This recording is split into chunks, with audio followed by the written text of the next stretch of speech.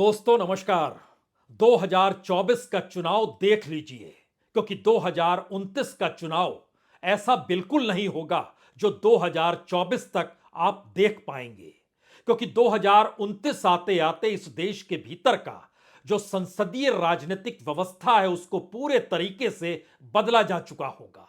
इस देश के भीतर का जो फेडरल स्ट्रक्चर है, जो संघीय ढांचा है, वह भी बदल चुका होगा। अभी जो आपके जहन में कॉरपोरेट और निजीकरण को लेकर जो सवाल उठते हैं और सार्वजनिक उपक्रमों को क्यों कॉरपोरेट के हवाले कौड़ियों के मोल कर दिया जा रहा है, यह मुद्दा भी है। यह मुद्दा भी उस दौर में बचेगा ही नहीं। यानी इस देश के भीतर की वह तमाम परिस्थिति जिसमें आज की तारीख में कोई राज्य अगर सवाल खड़ा करता है, यह सोचकर करता है कि संविधान ने उसे ताकत दी है, तो क्यों नहीं संविधान में संशोधन कर दिया जाए। और जो ये सोचते हैं कि इस देश के भीतर में प्रधानमंत्री लगातार चुनाव में ही तो व्यस्त रहते हैं, तो प्रधानमंत्री दिल्ली की ताकत कुछ इस तरीके से चाहते हैं कि एक साथ इस देश में एक ही वक्त चुनाव हो। यह कमेटी बनी थी, लेकिन 2029 से पहले उसकी रिपोर्ट पर इस देश के लॉ कमीशन को मोहर लगानी है। और मोहर लगाने का आखिरी रास्ता संसद के भीतर से होकर जाएगा। और उस संसद के भीतर जो 400 पार का नारा प्रधानमंत्री मोदी अलग अलग जगहों पर ही नहीं बल्कि हर जगह पर इस दौर में लगा रहे हैं, तो वह यूं ही नहीं लगा रहे हैं। उसके पीछे बहुत साफ तौर पर आने वाले वक्त के उस भारत की तस्वीर है जिसमें दिल्ली के प्रधानमंत्री के पास, यानी दिल्ली में बैठे हुए प्रधानमंत्री की ताकत अपरंपार हो, कोई उसे चुनौती दे पाने की स्थिति में ना हो, और यह सब कुछ कानूनी जामा के साथ हो। यानी संविधान इस बात की इजाजत देते हो कि इस देश के भीतर में फेडरल स्ट्रक्चर क्या मायने रखता है, और राजनीतिक तौर पर इस देश को अगर विकसित होना है तो फिर एक देश और एक व्यक्ति और उसी के विजन के हिसाब से देश को चलना होगा। यानी यह सवाल बहुत दूर की गोटी होगी इस दौर में। जो सवाल हर जहन में है कि मजदूरों को कमाई कितनी होती है, किसानों की आय दुगनी क्यों नहीं हुई, असंगठित क्षेत्र के भीतर मजदूरों को काम मिल भी पा रहा है दिहाड़ी के तौर पर या नहीं मिल पा रहा है, एमएसएमई के जरिए जो रोजगार पैदा होना था वो क्यों नहीं हो पा रहा है, मैन्युफैक्चरिंग सेक्टर की स्थिति नाजुक क्यों है, इस देश का कोर सेक्टर उसका विकास दर बढ़ क्यों नहीं पा रहा है। हो सकता है आपके जहन में ये तमाम सवाल इस वक्त रेंग रहे हों। और आज तो रघुराम राजन ने भी ट्वीट करके कहा कि आखिर भारत का विपक्ष और भारत का मीडिया कहां खोया हुआ है, इस देश की अर्थव्यवस्था और उसकी परिस्थिति को समझने की जरूरत है। लेकिन यह सब कुछ सिर्फ 2024 तक की स्थिति है। उसके बाद जो 370 और 400 पार का नारा है वो संसद के भीतर ऐसी ताकत देता है, और उस दिशा में ताकत मिल ही जाएगी। इसी को सोचकर 2029 तक क्या कुछ हो जाएगा, इसकी शुरुआत भी हो चुकी है। लॉ कमीशन अपने तौर पर काम कर रहा है,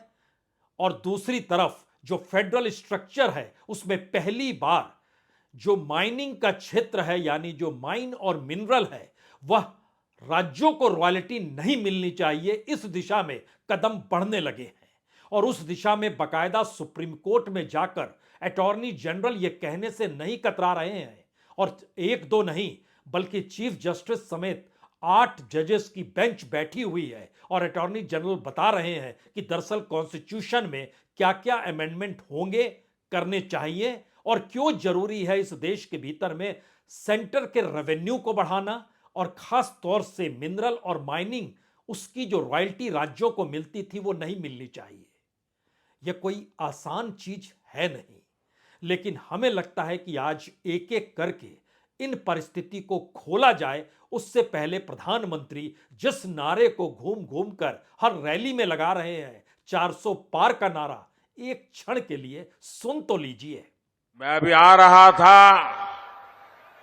तो वो गूंज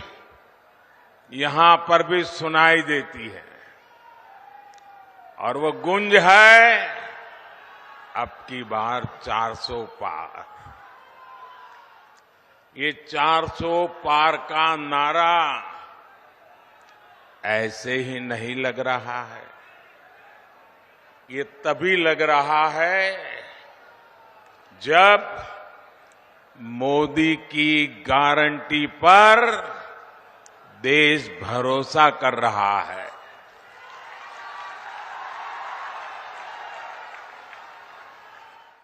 आप इस नारे के अभ्यस्त हो जाइए, क्योंकि क्या ये रिजल्ट इस देश के भीतर में 2024 के चुनाव का आने वाला है। लेकिन आज तो हम जिक्र इस नारे के अमल होने के बाद की उस परिस्थिति का जिक्र कर रहे हैं जिसमें भारत, उसका फेडरल स्ट्रक्चर, इस देश की चुनावी व्यवस्था सब कुछ बदलने वाली है। और कल ही सुप्रीम कोर्ट के भीतर जब चीफ जस्टिस चंद्रचूड़ थे, उनके साथ बैठे हुए जस्टिस हरिकेश राय थे, जस्टिस एएस ओका थे, जस्टिस नागरत्ना थी, जस्टिस पारदीवाला थे, जस्टिस मनोज मिश्रा थे, जस्टिस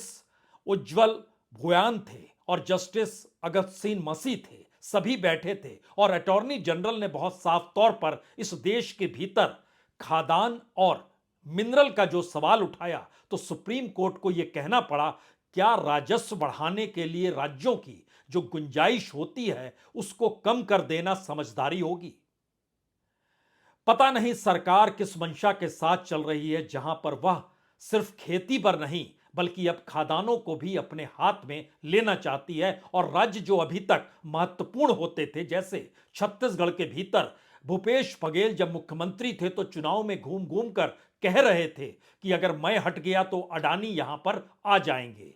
अडानी और छत्तीसगढ़ के बीच में ही मैं खड़ा हूं, और मैं का मतलब यह है कि अडानी को लाने के पीछे केंद्र सरकार खड़ी है। सवाल यह है कि चाहे वो छत्तीसगढ़ हो, चाहे उड़ीसा हो, चाहे झारखंड हो, चाहे कर्नाटक के बेल्लारी के खादान ही क्यों ना हो, चाहे वो मध्य प्रदेश का इलाका क्यों ना हो, तमाम जगहों पर जो भी मिनरल है वो केंद्र के हाथ में रहे, खादान पूरे तरीके से हाथ में रहे, और जो भी उसके अलग अलग तरीके से राज्यों की जो भी भागीदारी होती है वो सब खत्म हो जाए। क्योंकि अभी तक तो ये माना जाता है कि राज्य अपने अधिकार क्षेत्र में निकाले गए खनिजों पर केंद्र द्वारा निर्धारित रॉयल्टी के हकदार हैं, लेकिन यह भी नहीं बचेगा। और राज्य रॉयल्टी और कर के बीच के अंतर करके खनिज वाली भूमि पर टैक्स लगाने के अधिकार की मांग करते रहे हैं, लेकिन वह भी खत्म हो जाएगा। यानी सिर्फ जमीन और इमारत पर टैक्स नहीं बल्कि उसके साथ साथ खादान और खनिज को लेकर भी टैक्स का जिक्र राज्य को जरा होता रहा है। लेकिन साफ तौर पर सरकार की तरफ से कहा गया सुप्रीम कोर्ट में कि इसकी जरूरत नहीं है, और इसको लेकर बकायदा अलग अलग तरीके से कॉन्स्टिट्यूशन की 7वीं अनुसूची में क्या लिखा गया है, जो टैक्स प्रविष्टियों का विस्तार है उसका जिक्र किया गया, जो सूची 2 की 49 संख्या आती है, और दूसरी तरफ जो संख्या 54 है सूची 1 की, जिसमें संसद को खनिज विकास के संबंध में एक सर्वव्यापक कानून बनाने में सक्षम बनाती है। यानी ध्यान दीजिए, संसद की ताकत के आगे संविधान भी खामोश हो जाती है। और इसका लाभ चुनाव आयुक्तों की नियुक्ति को लेकर भी हुआ, और दिल्ली की चुनी हुई सरकार के सारे अधिकार लेकर लेफ्टिनेंट गवर्नर को सौंपने को लेकर भी हुए। सुप्रीम कोर्ट की दोनों मामलों में राय अलग थी, लेकिन संसद की ताकत के आगे कोई कुछ कर नहीं सकता है, और संसद में बड़ी ताकत चाहिए। यह 370 और 400 की जो परिस्थिति देख रहे हैं, यह उसका एक पहला हिस्सा है। और इसके लिए जो संविधान के भीतर कॉन्स्टिट्यूशन में जो अमेंडमेंट लाया जाएगा, वह भी उस फेरिस्त में इस दौर में लगातार सरकार इस पर काम कर रही है। सवाल इतना पर नहीं है कि जो निजीकरण और कॉरपोरेट की परिस्थिति है और सार्वजनिक उपक्रमों की स्थिति है, उसको भी किस तरीके से सरकार अगर मोनेटाइज करना शुरू कर दे और कहे कि हम मोनेटाइजेशन के तहत निगरानी हमारी रहेगी, और वो चाहे निजी क्षेत्र के हाथों में हो या जिसको शब्द के तौर पर आप कॉरपोरेट कहते हैं उसके हाथों में, इस देश के तमाम सार्वजनिक उपक्रम अगर सौंप दिए जाएं तो यह एक सिस्टम का हिस्सा होगा। यानी सवाल यह नहीं है कि अब पब्लिक सेक्टर कौन सा है और प्राइवेट सेक्टर कौन सा है, सवाल कंट्री का है, देश का है, और उसकी उस इकोनॉमी और उस रेवेन्यू मॉडल का है जिसके आश्रय इस देश के प्रधानमंत्री और इस पार्लियामेंट को यह ताकत होनी चाहिए कि वो कैसे इस रूप में चीजों को अमल कर सकता है। तो अगला सवाल कोई भी पूछ सकता है कि दरअसल इस देश में राज्यों के भीतर जो दूसरी पॉलिटिकल पार्टी के सरकारें होती हैं वह अगर आपत्ति करेंगी तो उसका कोई मतलब नहीं बचा और संघीय ढांचा तो एक झटके में चरमरा गया। बिल्कुल नहीं, इसकी भी व्यवस्था की जा रही है और कॉन्स्टिट्यूशन में इसके लिए 2-3 और अमेंडमेंट्स लाने का विचार है, क्योंकि जो रामनाथ कोविंद की अध्यक्षता में जो वन नेशन वन इलेक्शन का जिक्र किया गया वह यूं ही नहीं किया गया। अब वो दरअसल 22वां लॉ कमीशन जो है, जिसको हेड कर रहे हैं कर्नाटक के पूर्व हाईकोर्ट के चीफ जस्टिस जो रहे हैं ऋतुराज अवस्थी को सदस्य भी लोकपाल के सदस्य के तौर पर भी बनाया गया है। और अब संविधान की जो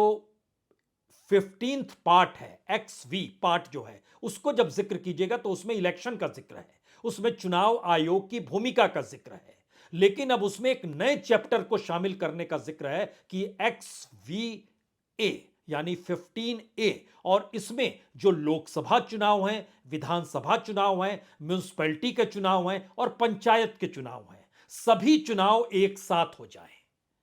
और इसके लिए लॉ कमीशन को वक्त भी दिया गया है कि आप ही को बताना है इस दौर में कॉन्स्टिट्यूशन को अमेंडमेंट की परिस्थिति में तो हम 2024 के बाद आ जाएंगे, लेकिन किन राज्यों का कार्यकाल कुछ बढ़ जाए, किन राज्यों का कार्यकाल थोड़ा कम हो जाए और 2029 आते आते ऐसी परिस्थिति देश के भीतर में बन जाए जिसमें 2029 में सिर्फ लोकसभा चुनाव नहीं हो, तमाम राज्यों के विधानसभा चुनाव भी हों, म्युनिसिपैलिटीज के चुनाव भी और पंचायत के चुनाव भी हों।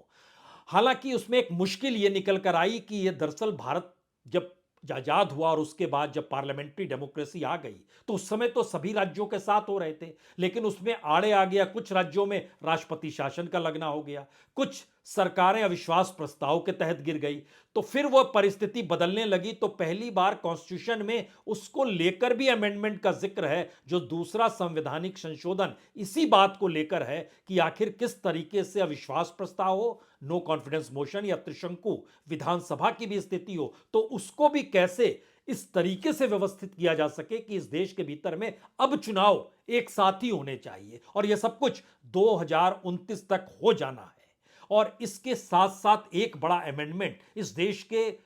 वोटर लिस्ट को लेकर भी करना होगा, क्योंकि अभी भी कुछ राज्यों में ऐसी व्यवस्था है, लोकसभा में नाम है तो वो म्युनिसिपैलिटी में नहीं है, विधानसभा में नाम है तो पंचायत में नहीं है, सबका एक ही वोटर लिस्ट तैयार हो। यानी कॉन्स्टिट्यूशन में अमेंडमेंट की परिस्थिति 3 क्षेत्रों को खुले तौर पर घेरने की स्थिति में है, जिसमें एक सवाल माइनिंग का है, एक सवाल प्राइवेटाइजेशन और कॉरपोरेट का है और एक सवाल इस देश में एक साथ इलेक्शन को लेकर है। और ध्यान दीजिए, ऐसा नहीं है कि विपक्ष इससे अनभिज्ञ होगा, क्योंकि इस दौर में बिहार और उत्तर प्रदेश के भीतर हल्की हल्की आवाज अपने अपने तौर पर उठने लगी है, जहां पर तेजस्वी चाहे लोगों के बीच पहुंचकर जिन बातों का जिक्र कर रहे हैं, या अखिलेश जब नारा लगाने लगे हैं कि 80 हराओ लोकतंत्र बचाओ, सुनना चाहिए। समाजवादी पार्टी इंडिया अलायंस के साथ साथ पीडीए परिवार को लगातार बढ़ाने की कोशिश में हमें पूरा भरोसा है कि आने वाले समय में भारतीय जनता पार्टी का उत्तर प्रदेश से सफाया होगा। 80 हराओ लोकतंत्र बचाओ का नारा लेकर के ये संगठन के लोग गांव-गांव जाएंगे। इस सरकार ने किसान के साथ धोखा दिया है। पार्टी है, इसलिए सब लोगों का साथ मिले, प्यार मिले, यही हम लोग चाहते हैं, ताकि हमारा प्रदेश आगे बढ़े, आपका तरक्की हो। नरेंद्र मोदी जी तो ठग ली बिहार में, बताइए क्या दिया सोनबरसा को, क्या दिया नरेंद्र मोदी जी ने? 10 साल राज किए, क्या दिया उन्होंने? दरअसल यूपी बिहार के भीतर तकरीबन 35 करोड़ लोग रहते हैं और राजनीतिक तौर पर इन दो राज्यों से 120 सीटें लोकसभा के लिए चुनी जाती है। और इन दो राज्यों के भीतर की गरीबी मजदूरों को लेकर, किसानों को लेकर कोई छुपी हुई नहीं है, यहां तक कि नीति आयोग की रिपोर्ट जो मल्टी डायमेंशनल पॉवर्टी का जिक्र करती है वह भी इस दिशा को बतलाती है कि दरअसल किस तरीके से इन दो राज्यों की अर्थव्यवस्था आर्थिक परिस्थिति मौजूदा वक्त में है।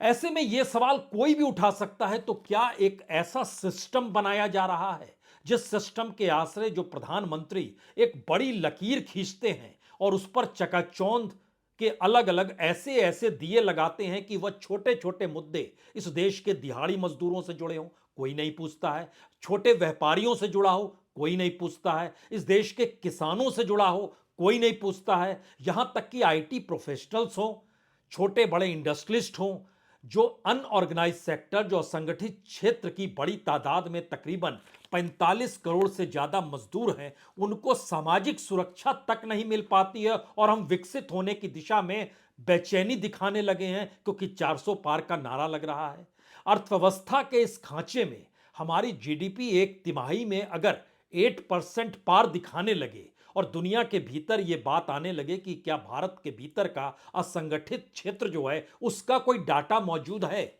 और सरकार कहे अभी मौजूद नहीं है, यह दरअसल 2015 में आखिरी बार सामने आया था, उसके बाद से सामने नहीं आ पाया है, तो अगला सवाल कोई भी पूछेगा जो पूरी इकोनॉमी का खांचा है वो सिर्फ और सिर्फ क्या 5-6%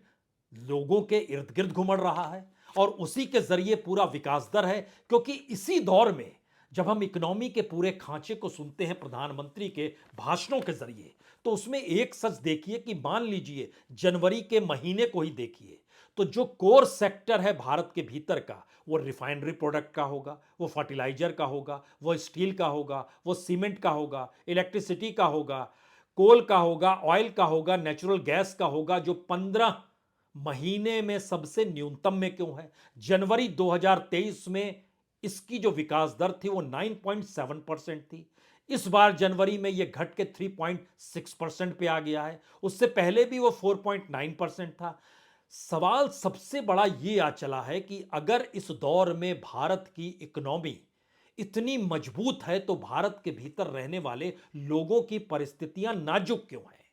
लेकिन इन सब से हटकर प्रधानमंत्री लगातार जिस इकोनॉमी का जिक्र करते हैं और अपनी मजबूत अर्थव्यवस्था का जिक्र करते हैं वो 2047 दिखलाते हैं, मौजूदा हकीकत से दूर है, क्योंकि उन्हें पता है 2024 के बाद इस देश का कॉन्स्टिट्यूशन, इस देश के प्राइम मिनिस्टर और पार्लियामेंट को इतने पावर देगा जो कि राजनीतिक तौर पर अपने को सफल बताने दिखाने और जिस दिशा में भी इस देश की सफलता को दुनिया के सामने रखना है वह सब कुछ एक ही हाथ में होगा और कोई सवाल पूछने वाला नहीं होगा। ऐसे दौर में अगर आप परिस्थिति को समझ रहे हैं तो इसको और समझिए कि बीते 10 महीने की स्थिति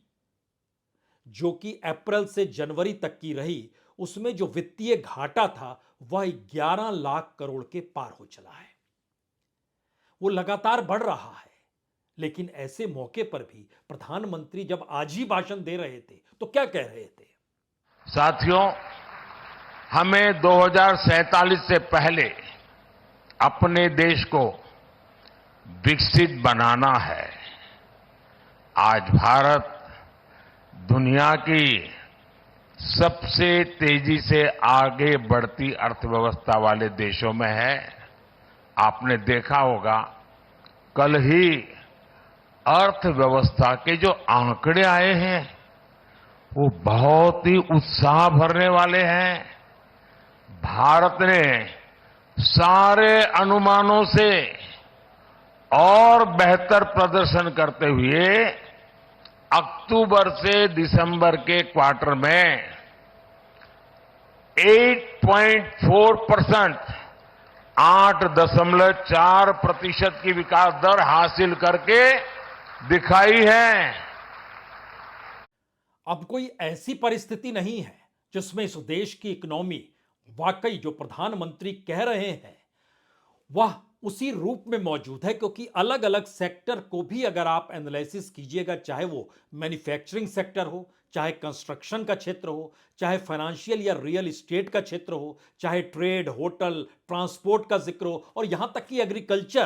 एग्रीकल्चर इस 3 महीनों में जो अक्टूबर से दिसंबर तक है, अरसे बाद नेगेटिव में चला गया है, -0.8%। यानी जो सामान्यता 1% से लेकर 4-5% तक रेंगता था, वो माइनस में आकर खड़ा हो गया है। तो इस देश के भीतर में दिल्ली को सत्ता के साथ अब ताकत चाहिए, और उस ताकत के लिए यह मानकर चला जा रहा है कि अगर इस परसेप्शन को इस देश के भीतर में हर जहन में बसा दिया जाए कि 370 बीजेपी की सीट, 400 सीट एनडीए की, और उसके बाद पार्लियामेंट के भीतर किस ताकत के साथ सत्ता मौजूद होगी, और अब तो राज्यसभा के भीतर भी वह उस बहुमत की पहुंचने की स्थिति में आकर खड़ी हो रही है जहां पर राज्यसभा में पहले वो कमजोर दिखती थी। उसकी भी तैयारी है कि 2024 बीतते बीतते 2025 के राज्यसभा चुनाव में बहुमत के साथ एनडीए आकर खड़ा हो जाए। राजनीतिक तौर पर सत्ता की ताकत संसद के जरिए हो, और संसद की व्याख्या इस देश की संविधान की व्याख्या करने वाले सुप्रीम कोर्ट के फैसले को भी पलटने की ताकत अगर रखती हो, तो उसकी शुरुआत तो उसी दिन हो गई थी जब चुनाव आयुक्त की नियुक्ति अपने हाथ में लेने के लिए पार्लियामेंट के भीतर विधेयक लाया गया कि सुप्रीम कोर्ट का फैसला हम बदल देंगे। आप कह सकते हैं उससे भी पहले हो चुकी थी, जब दिल्ली की चुनी हुई सत्ता से सारे अधिकार छीनने के लिए सुप्रीम कोर्ट के फैसले को पलटते हुए संसद ने अपनी ताकत विधेयक के जरिए दिखा दी थी। अब यही 3 सवाल जो 3 अलग अलग क्षेत्रों के संशोधनों के जरिए संविधान को लेकर तैयारी शुरू हो चली है, वो बहुत साफ बतलाती है 2024 के बाद आप कॉरपोरेट और प्राइवेटाइजेशन का सवाल नहीं करेंगे। 2024 के बाद तमाम वो राज्य जो कि माइनिंग के इलाके में आते हैं, वो राज्य माइनिंग की रॉयल्टी को लेकर या वहां पर किस कॉरपोरेट को किस तरीके से घुसना, इसको लेकर उनकी इजाजत की कोई जरूरत नहीं पड़ेगी। और जो तमाम क्षत्रप ये सोचते हैं कि इस देश के भीतर में एक चेहरे के आश्रय राजनीति और सत्ता चल नहीं सकती है, तो फिर इंतजार कीजिए। उसके लिए तो लॉ कमीशन तैयार हो चला है। एक वक्त में एक ही चुनाव, और हर 5 बरस में एक ही चुनाव, यानी इसके पीछे वक्त भी बचेगा, पैसा भी बचेगा, चेहरे भी बचेंगे, पॉलिटिकल पार्टीज की तादाद भी बचेगी। किसी चीज की जरूरत क्यों पड़ेगी, यह आप सोचिए, लेकिन तैयारी इसकी शुरू हो चली है। बहुत बहुत शुक्रिया, बहुत बहुत शुक्रिया।